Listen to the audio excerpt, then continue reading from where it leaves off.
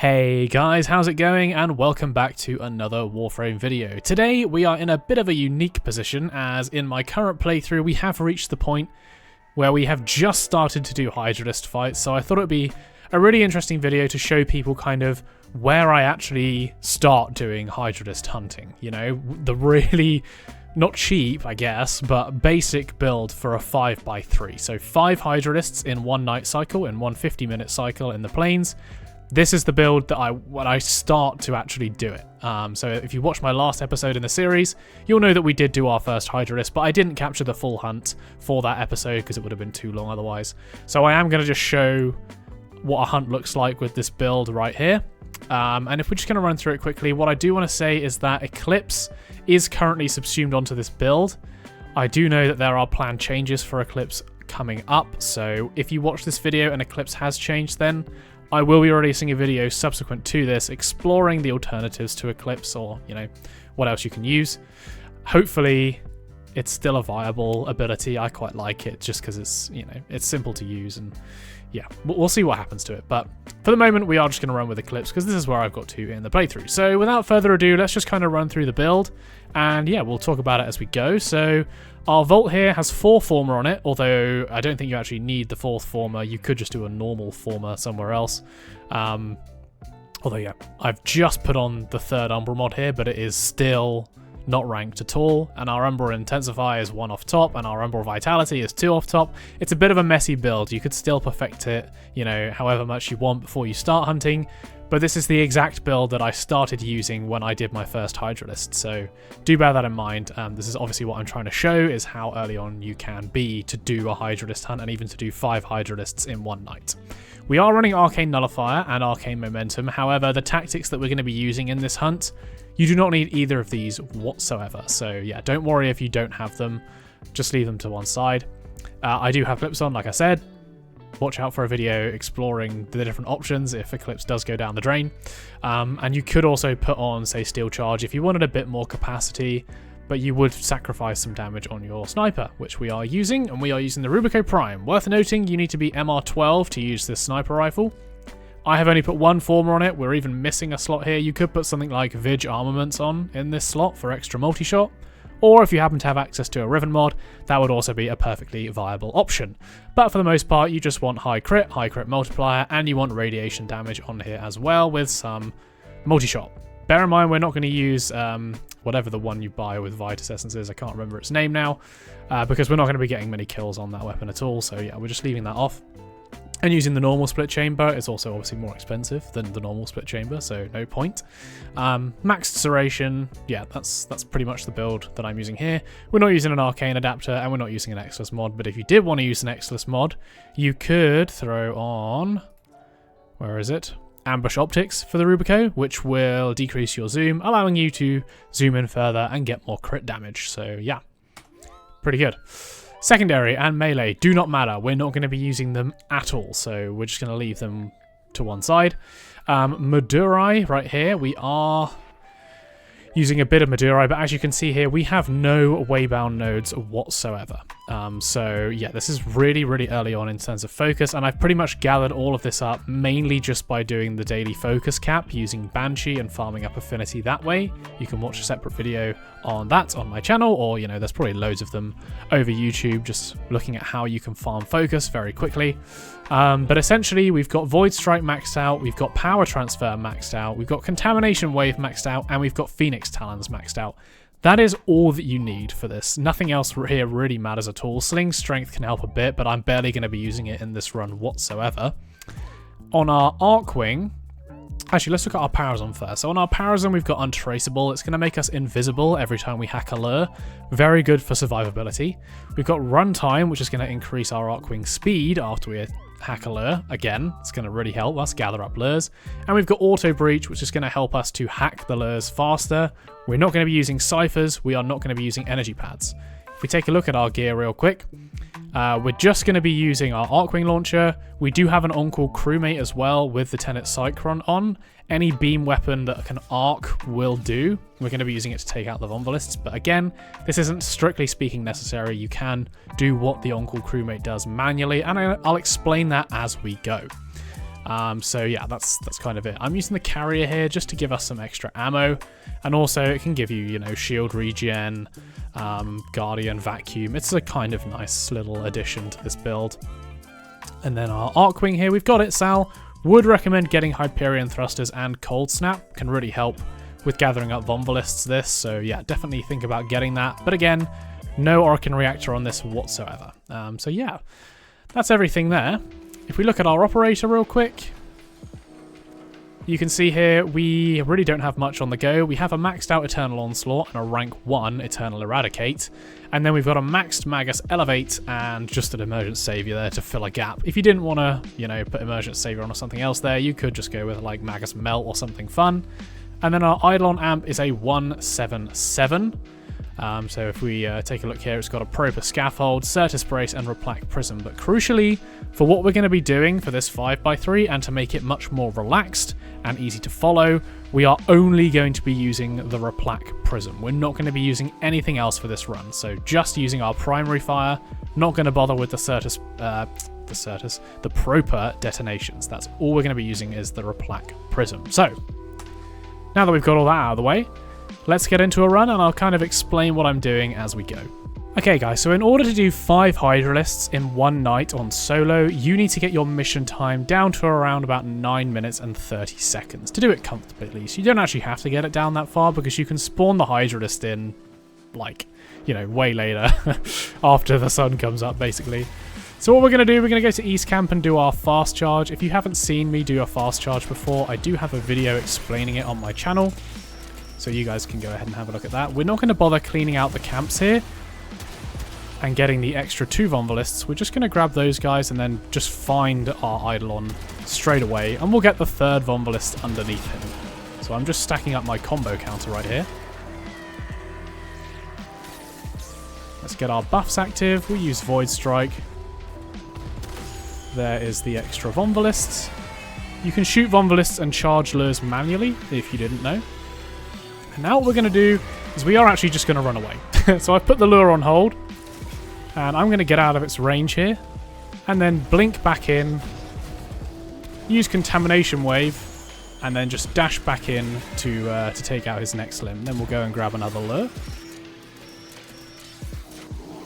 Do exactly the same again. We're just going to kind of sit out of range. I'm going to be trying to use as little energy as possible here, so we'll reuse our shield. One shot, very nice. We need one more lure right now, so let's grab that. Auto hack, very nice. Again, we'll just sit out of range. We're probably going to have to put down another shield here, but it doesn't matter too much. We're good on energy.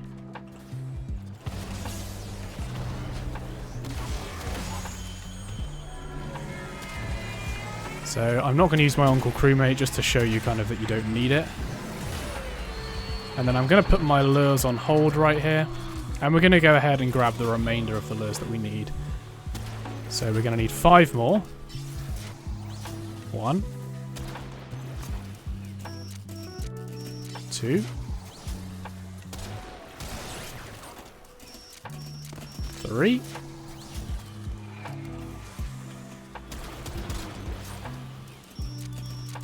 4. Don't worry if your Eidolon gets up, we should have time. And there's 5.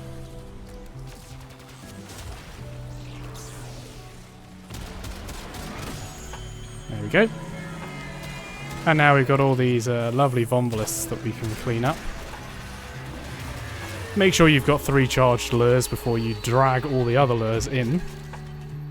Not going to worry about pre-shielding at this point, we don't need to. You can use our Itzal to suck up all of the shards, and then we'll go over to the shrine. And we're going to use exactly the same method here on the Gantulyst. A long spawn, a bit unfortunate. I'm not actually going to use a shield here. Again, I'm trying to conserve as much energy as I possibly can. So there we go, Void Strike helping us out a lot. So what I'm going to do, I'm going to be very careful here. I'm just going to put my shield down behind him. And then I'm going to follow the wave out so that my lure doesn't like TP or anything as we're doing it. And then we blink back. Let's try and grab this. So now we can spend a bit of time and try and park this guy. There we go. He's nice and parked up now, so that should be fine. Once again, follow the wave out. And then we'll blink back in.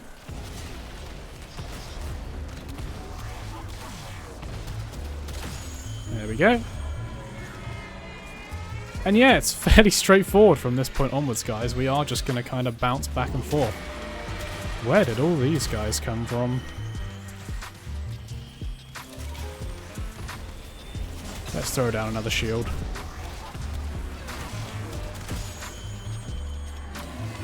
So really the key is just to keep your distance. That's basically what we're trying to get across here. And you know, take your time. Kind of don't stress out about it too much.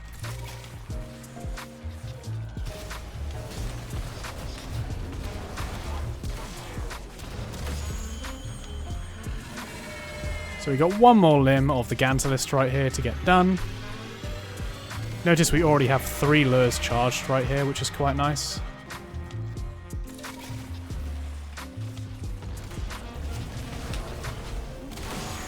Oh, our amp managed to do all the damage there, which is quite good.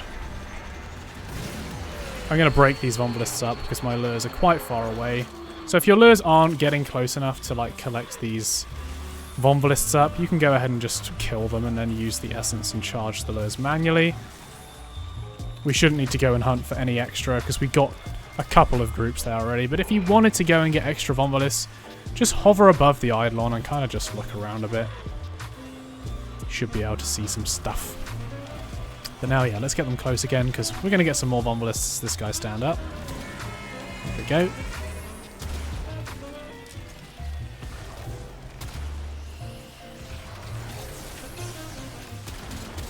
This could take a few hits, so you know, don't worry about it.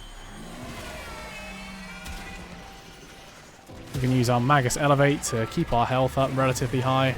And there we go. All the lures charged. We've still got 500 energy left for the Hydrolyst, and we are literally just going to do exactly the same tactic for the Hydrolyst as we just did for the Gantulyst. So, let's get ready. You can stop the lures from teleporting over to the shrine just by kind of hovering backwards over it and spamming X. Nice close spawn there. Let's use a shield. There we go. So once again, we're going to go ahead and do that. I'll put all the lures on hold here. And we'll run away, make sure our buffs stay up.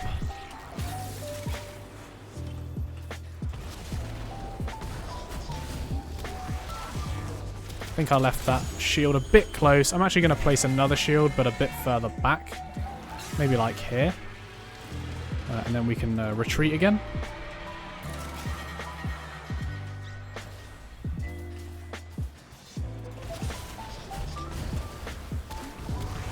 Oh, I miscalculated there. My bad. Little mistake. It's not going to be a big issue. See if we can get that energy. Doesn't matter if we can't. No, we're alright. So again, let's just back out of range. Reactivate our buffs.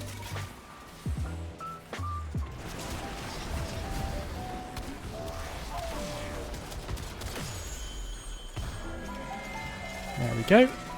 The key here is to try and kill him before he does any of his actions, or kill the limb before he does any of his actions, like scream or call in Hydrolysts, that kind of thing.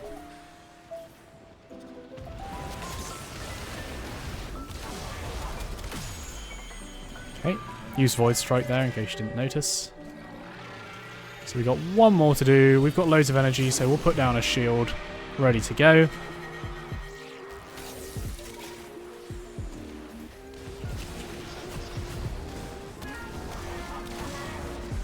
We're going to have to wait here. He's doing a weird old movement. But there we go. So 7 minutes and 43. He goes down for about 45 seconds here. So yeah, we'll be at about 8.5 minutes when he stands back up. Should be out of the door by 9 minutes. And as I said, you know, that's easily enough to get 5 done in a night if you wanted to. So yeah, all in all, guys, this is a fairly straightforward fight. You obviously don't need the gear that I had if you're doing it this way and just kind of backing yourself off a bit. You can use Magus Elevate to keep yourself alive. I know a lot of people struggle with the Hydrolyst for things like this, but Magus Elevate I really do find to be a godsend, because yeah, it can just keep you alive like indefinitely pretty much. So we can go ahead and use Void Strike for this particular takedown. There we go. And now what I'm going to do, just a little cheeky ending here. If you've got a Necromech, you can put it in to hold open the door. I'm going to put my lures on hold right here. And then we can use our third ability, pull in all the loot, and then just get out ASAP. And an Energize! How about that, guys? That's our first Energize on this account, and we got it on camera. Happy days. Alright, let's go back to the ship. So I hope this has kind of given you an insight into what point in the game I get to before I decide to actually do Hydrolyst fights. You do need a bit of preparation before you do them. It's not something you just start doing. When you decide to do Eidolon hunts, start with a load of Teralysts first. If we take a look at my account real quick, we go to the stats here, and we scroll down to Teralysts versus Hydrolysts. So you can see here, obviously this is just glitched. We didn't actually kill 38 Teralysts, but I've done a lot more Teralysts than Gantulysts or Hydrolysts.